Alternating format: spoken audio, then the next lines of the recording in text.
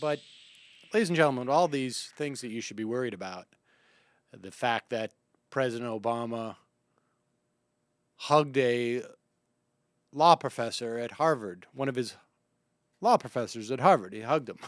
It's true. There's video. You can see it. And the what I would argue is slightly more disturbing assertion of executive power to assassinate American citizens. Apparently, the thing that you should be really, really afraid of is brought to you today by Congresswoman Michele Bachmann. And that is, of course, that we are on the precipice of the government preventing us from having multiple children. Now, for those of us who have one, it might be possible to see the value of such policy.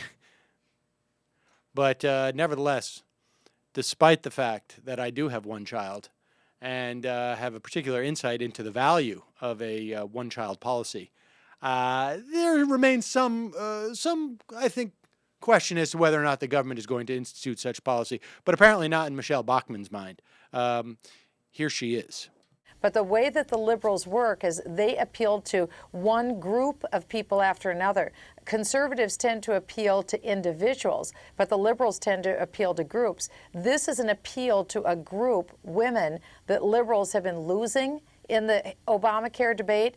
For those of you who are who don't speak Michele Bachmann, and I should say that apparently she was on one of the Blazes show, Glenn Beck's show. I'm not sure what, Real Politics or something.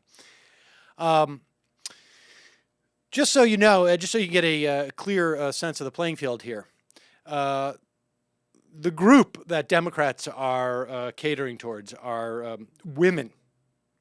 And apparently, I don't have the statistics in front of me, but apparently this is a rather large group in America. Of course, they have these special interests, like women agitating for rights and to be treated like the rest of society.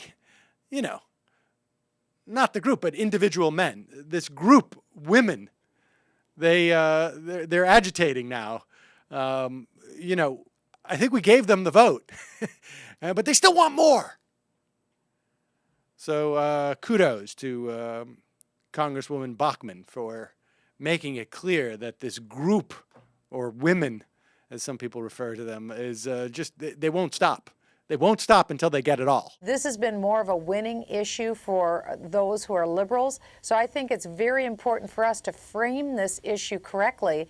And the issue is that for women, they have more to lose under the government takeover of health care, which is Obamacare, than gain. Hold on for a second. Now I'm confused, because now she's saying that the Republicans should address this group, this special interest, women. Interesting. And I also wanted to mention she's about to tell a whole bucket of lies about the Affordable Care Act. For all of its flaws, actually, it's going to help this group, women. In fact, a lot of groups, like Americans, insofar as it's going to limit the capacity for insurance companies to deny you coverage if you have a pre-existing condition. And for anywhere from 10 to 20 million Americans, maybe more, they will actually get health insurance. But continue. Because women are the greatest purchasers of health care. And what women have seen is tremendous spikes in the cost of health care insurance, so much so that many of them are losing it because it's out of reach. And so they're seeing denial of care in the future. Women have a lot to lose under Obamacare. And I'll give you one example. If you want to go into specifics, what the government gives, the government can take away. It certainly isn't beyond the pale to think, in light of Kathleen Sebelius, the Health and Human Services Secretary, she said that it's important that we have contraceptives because that prevents pregnancy. And pregnancy is more expensive to the federal government.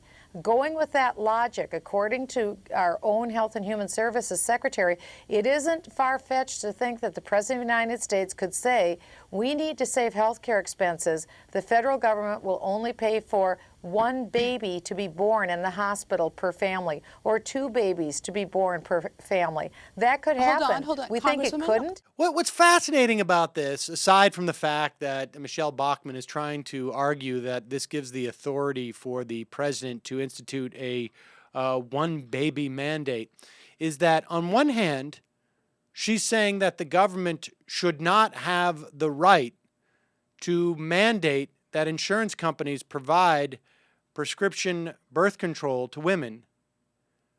But then she's saying that the government could take away the mandate that there is birth conception, or that they could take away the ability for insurance to pay for health insurance coverage. So in other words, she's saying that if you give the power to the government to mandate what health insurers can cover, that they will then mandate that health insurance not be forced to cover this, which would bring her back to where we are now.